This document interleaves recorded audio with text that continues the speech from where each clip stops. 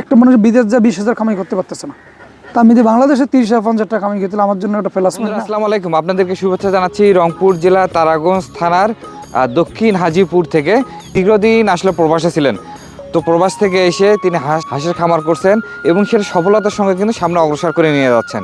আজকে আমরা তার কাছ থেকে জানার চেষ্টা করব এখানে কতগুলো হাঁস আছে, কতগুলো হাঁস থেকে কী পরিমাণ তিনি ডিম পাচ্ছেন, খাবার খরচ কেমন হচ্ছে, এখান থেকে আয় কেমন হচ্ছে, কী কী ধরনের তিনি পরিচর্যাগুলো করতেছেন।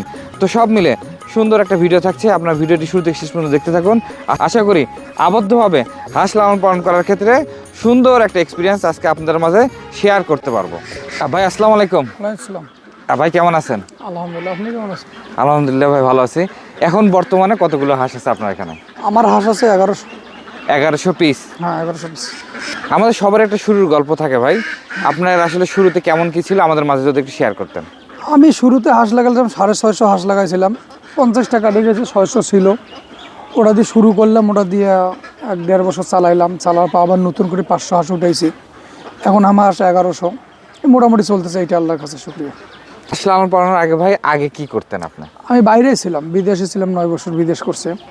বিদেশকে আসার পর আমি ওই খামার দিছি, খামার দিয়ে আমি খামার করতেছি এতটুকুই। আপনি কোন দেশে ছিলেন ভাই? আমি কাতারও তো ছিলাম, সৌদিতে ছিলাম। কাতারও ছিলাম 6 বছর, সৌদি ছিলাম 3 বছর, 9 বছর ছিলাম। আচ্ছা, দেশে আসার পরে অনেকে দেখা যায় খামারের সঙ্গে যুক্ত হয়, কেউ গরুর খামার করতেছে, কেউ মহিষের খামার করতেছে। হাঁসে আপনার আগ্রহ কিভাবে আসছিল ভাই? আমার আগে থেকে হাঁসের খামার আগ্রহ ছিল, হ্যাঁ, এই জন্য আমি হাঁসের খামার করছি। আমার এটার উপর আমার ভালোবাসা খুব, এটা আমার খুব ভালো লাগে, মায়া লাগে, এতটুকু আমি করছি।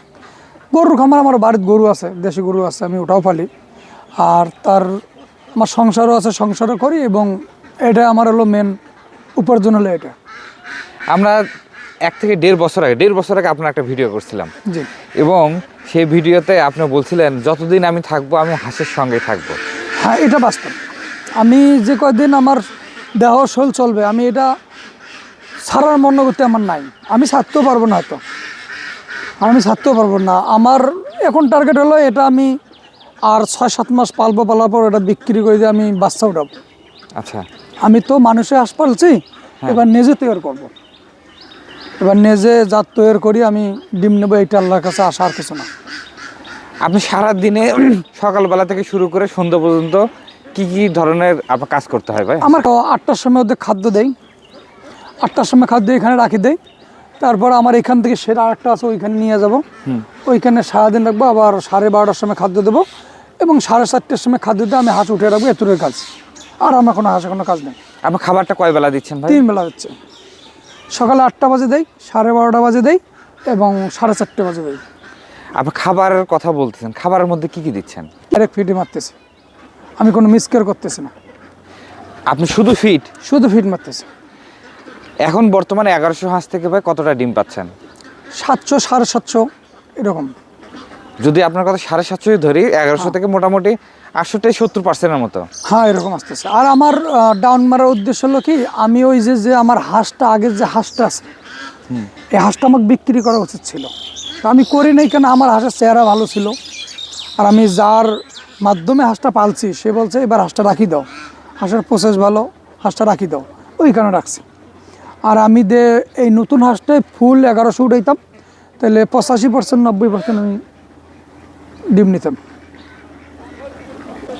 আমাদের খাবার খরচ এবং হচ্ছে ডিম বিক্রি, আমরা তাতে করে ভাই কি সামনে অগ্রসর হতে পারছি না এক লাইন বরাবর আছে? না না না, আমি প্রতিদিন আমার ওদের খাওয়ায় টাওয়ায় আমার 2200, কোনো দিন 3000 টাকা, এরকম প্রতিদিন।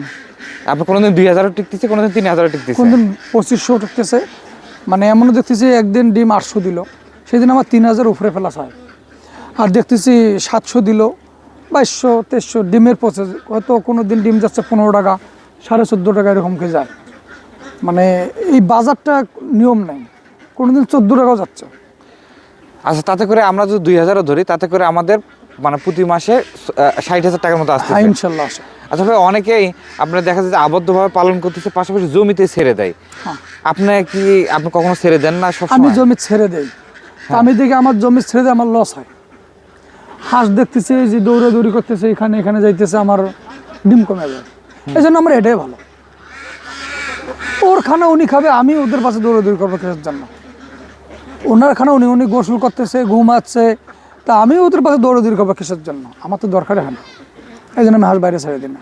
আপনার আগে এখানে কিন্তু হাউস ছিল না, আপনি একটা হাউসও করছেন। এখন হাউস করছি, এখানে একটা মাঝিও করছি খাওয়া দাওয়ার জন্য। আর আল্লাহ কাছে আশা আছে এবার আরও অন্য চিন্তা ভাবনা করার জন্য, এইটাই। আর আমি এটা ছাড়তে পারবো না, তো এরা আমাকে ছাড়লে আমি ছাড়তে পারবো না। এটা আমার সন্তান যতটুকু ভালোবাসি তার চেয়ে বেশি এদিক ভালোবাসে। আর আমার ফ্যামিলি এদের খুব সময় দেয়।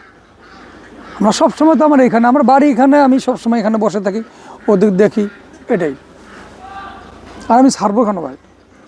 আমি বিদেশ করিয়ে 50-60 হাজার টাকা মাসে কামাই করছি। আমি দেশে থেকেই আমার ফ্যামিলিকে সময় দিচ্ছি, আমার বাবা মাকে সময় দিচ্ছি, আমার সংসারে সময় দিচ্ছি, আমি 50-60 টাকা কামাই করছি। তো আমি বিদেশ করবো কিসের জন্য? আমি এদের ছাড়বো কিসের জন্য?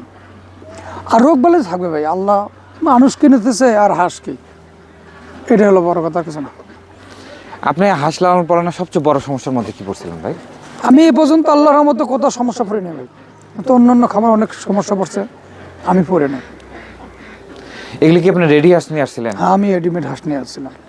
আমার এবার যে আগে যে হাঁসটা ছিল ওটা 580 টাকা পিস ছিল, আর এবার যে হাঁসটা নিয়ে এলাম 500, এটা 677 টাকা পিস পড়ছে। 677 টাকা করে পিস পড়ছে। আনার পর কয়দিন পর আপনি ডিম পাইছেন? 80 ডিম। আমি ওইখানে ডিম ছিল, ওইখানে ডিম ছিল। আমি 500 হাঁস যেদিনকে নিয়ে আসছি রাত্রে 11টা 11:30 মাস আমার খামারে ঢুকেছি, পরের দিনে হাঁস ডিম উঠেছি 365 টাকা। তাহলে তো খুবই ভালো। ডিম পাড়া হাঁস তো নিয়ে আসছেন। আচ্ছা, এখানে 1100 হাঁস আছে ভাই, 1100 হাঁসে কত টাকা ইনভেস্ট করা আছে আপনার?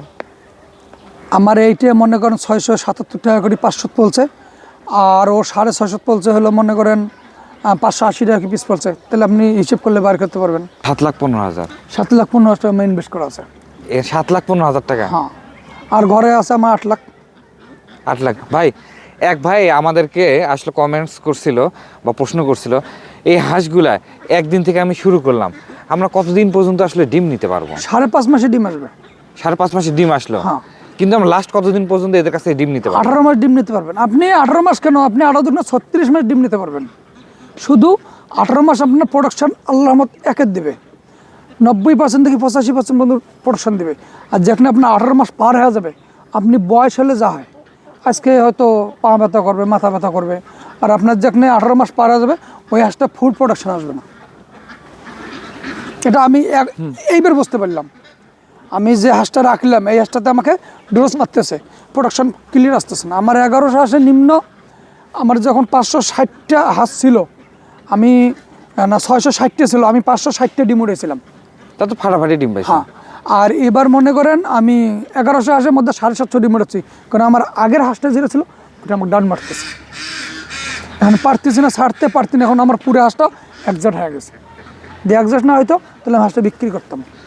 আর মিজান ভাই, আরেকটা কথা আপনার কাছে জানতে চাই, হাঁসের তো অনেক সময় ওই দেখা যাচ্ছে ফুড পয়জনিং হচ্ছে, হ্যাঁ, বা অনেক সময় তারা ডিম পাড়তে কষ্ট হচ্ছে, হ্যাঁ। এগুলোর ক্ষেত্রে আপনি কি ধরনের পরিচর্যা করেন? এইগুলো ক্ষেত্রে আমি কিভাবে দেখলাম, আমি ওই যে খুদ খাওয়াছিলাম। আমি তো অন্য খামারের মতো শামুক অথবা অনেক প্রোটিন আছে খাওয়ায়, আমি খাওয়াই না। আমি শুধু ওই গমের খুদ দিয়েছিলাম আর ফিড দিয়েছিলাম। তো আমি যখন ফিড দিয়েছিলাম আর গমের খুদ দিয়েছিলাম, তো দেখি আমার হাঁস হয়তো 4 দিন খায়, 4 দিন খায় না। সেখানে আমি চিন্তা করলাম, না আমার তো এটা লস হচ্ছে। আমি দেখতেছি আমার দিনে 600 অথবা 700 টাকা সেভ হচ্ছে খুদ ক্লিয়ার। তা আমি দেখতেছি মাসে আমার দাম 15,000 টাকা সেভ হইতেছে, তাহলে আমি ওষুধে 10 হাঁস খাওয়াইতেছি, তাও আমার মন কুলাচ্ছে না। হাঁস দেখি খানা দিচ্ছি, সকালে খানা দিতেছি, 12টা বছর খানা খাইতেছে না। আমাকে নিজেকে খারাপ লাগে, হাঁস দিয়ে না খায় তাহলে ডিম দিবে কেমনি, শরীর দুর্বল থাকে। আমি চিন্তা করলাম, না আমি দেখি ডাইরেক্ট ফিট মারি, দেখি কী অবস্থা আসে।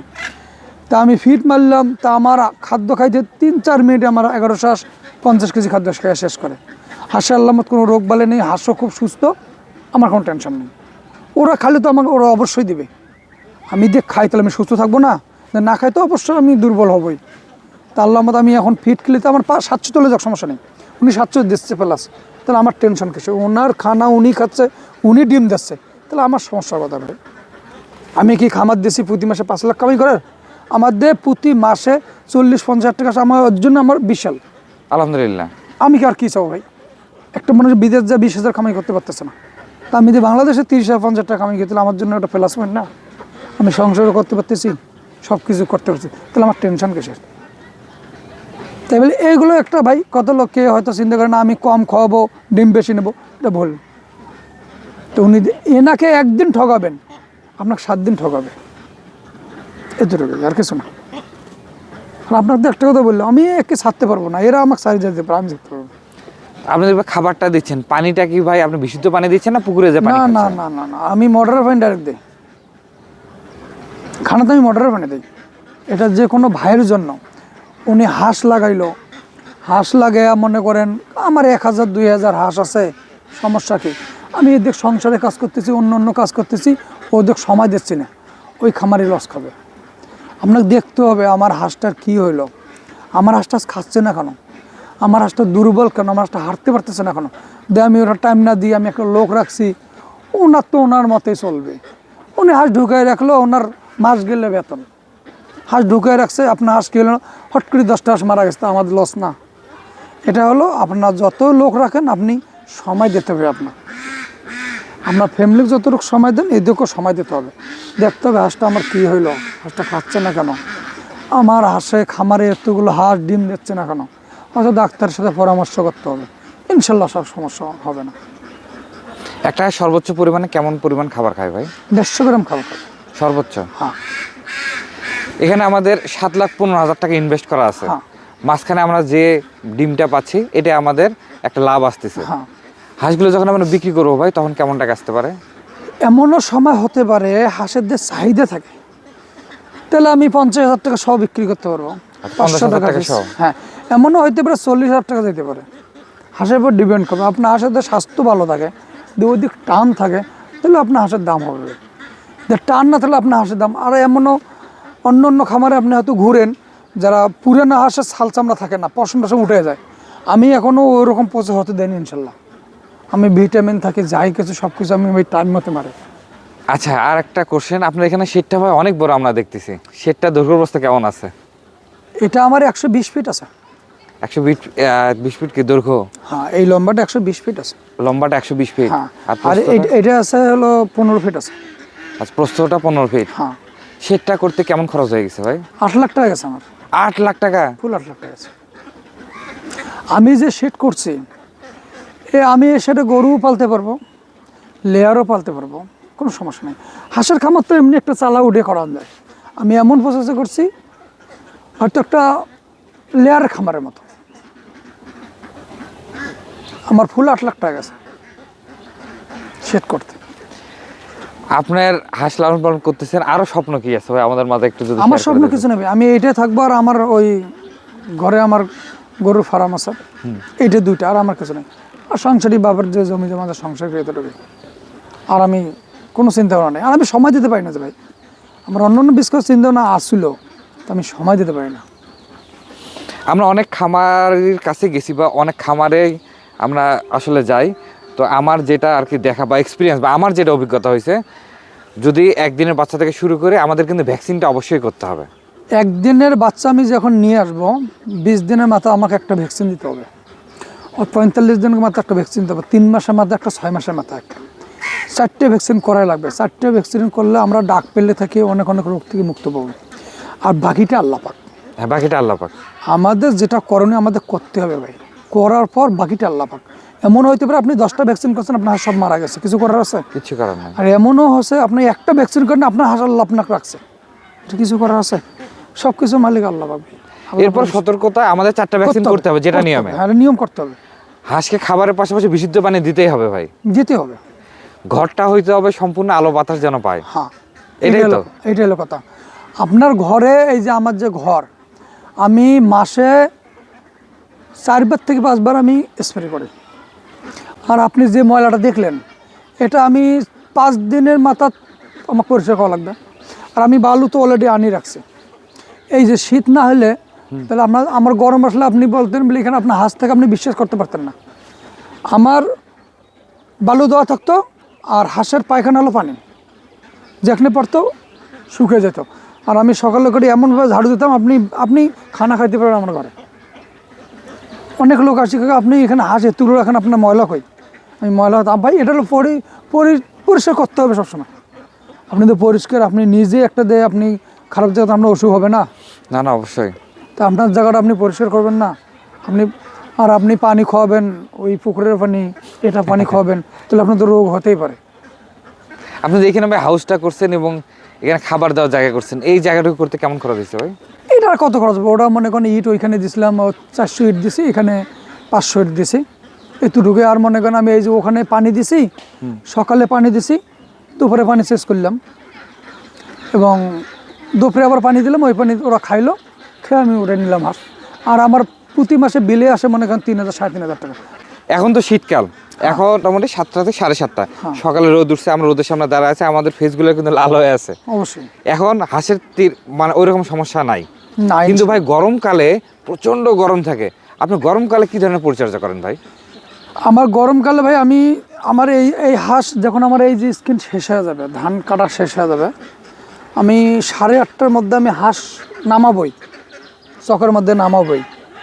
নামে দেখতেছি আবহাওয়া খুব ভালো, কোনো রোদের তাপমাত্রা নাই, আমি রাখলাম সারাদিন, হাঁস সমস্যা নেই। ওই টাইমে খাদ্য একটু কম লাগে, দুপুরে খাদ্য দেওয়া লাগে না, সকালে খাদ্য দেবো, খাদ্যটা ওরা খাবে না, ওরা পাগল হবে চকের মধ্যে যাওয়ার জন্য।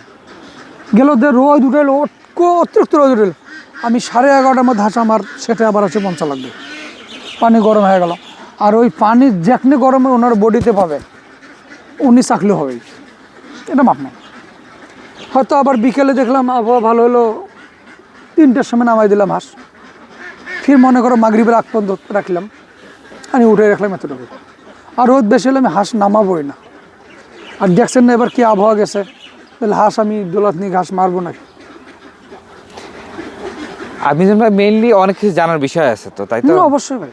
আচ্ছা, আপনি আমরা যারা হাঁসের খাবার করতে আগ্রহী ভাই, আমাদের উদ্দেশ্যে আপনার অভিজ্ঞতা অনুযায়ী কিছু যদি শেয়ার করে দিতেন, আমরা যদি কেউ করি সামনে যেন অগ্রসর হইতে পারি ভাই, লস যেন করি না।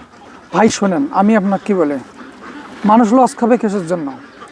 এমনও হতে পারে এই খাদ্যটা অনেক প্রকার দিয়ে কেউ মিসকের করে, হয়তো খাদ্যটা 25 টাকা, 40 টাকা, 45 টাকা কেজি পড়ে মিসকের খানাত, আর আমার খানাত মনে করেন 52 টাকা কেজি পড়তেছে। আমি ডাইরেক্ট ফিট মারতেছি, কোনো বেজার করতেছে না। হয়তো কিছু কিছু লোকের ওই মিসকের খানা খেলে তার পোষাচ্ছে, উনি চিন্তা করতেছে আমার মিসকের খানাটা খয়া আমার রেজাল্ট ভালো আসতেছে, উনি চালাচ্ছে। তো আমি দেখে আমার ওটা সময় দেওয়া যাচ্ছে না, আমি একাই মানে সময় দিতে পারি না, আমি ডাইরেক্ট ফিটে মারি দিই। তো দেখি আমার হয়তো ওদের সে আমার হয়তো 1 টাকা কম লাভ হচ্ছে, তো আমি ওটা মনে করতেছি না, আমার জন্য ওটাই পেলাচ্ছি। কেন আমি ভাই মিসকের করতে আমার সময় টাইম যাবে, তো আমি ওই সময়টা দিতে পারবো না। আমার সারে লেগে দেখে আমার সংসার আছে, আমার কাজ করা লাগে, এদের সময় দেওয়া লাগে, তাহলে আমি অত ভেজালে যাবো কেন? তো ওদের খানা ওদের খাবে, আমার সমস্যা। এইভাবে চলতেছে আল্লাহ মালিক। হয়তো কেউ খামার দিয়ে 2 লাখ 3 লাখ খামার, আমার অতগুলো দরকার নেই, আমার 50-60 হাজার টাকা লাগে না। মিজান ভাই, আপনার সুন্দর খামারটা দেখলাম, আপনার কাছ থেকে অনেকগুলো অভিজ্ঞতা নিলাম ভাই। আপনার নাম, ঠিকানা এবং ফোন নাম্বারটা যদি আমাদের দর্শকদের মাঝে শেয়ার করে দিতেন। আমার ঠিকানা হলো তারাগঞ্জ, জেলা রংপুর, আর দক্ষিণ হাজিপুর, ইকরচালি। আর আমার নাম মোহাম্মদ মিজানুর রহমান, আমার মোবাইল নাম্বার 01963 500 981। মিজান ভাই, আপনাকে অসংখ্য অসংখ্য ধন্যবাদ। হাঁসের খামার করতে গেলে আপনাকে অবশ্যই ভালো ম্যানেজমেন্ট করতে হবে, ভ্যাকসিন কমপ্লিট করতে হবে, ভালো পানি দিতে হবে, খাবার দিতে হবে, থাকার ব্যবস্থা ভালো করতে হবে, এবং বেশ টাকা নিয়ে নামতে হবে। আর 4 লাখ টাকা যদি আমরা হাঁস কিনি, আরো 4 লাখ টাকা পকেটে রাখতে হবে। আপনি খান না খান সেটা দেখার বিষয় না, ওদের খাওয়াইতে হবে।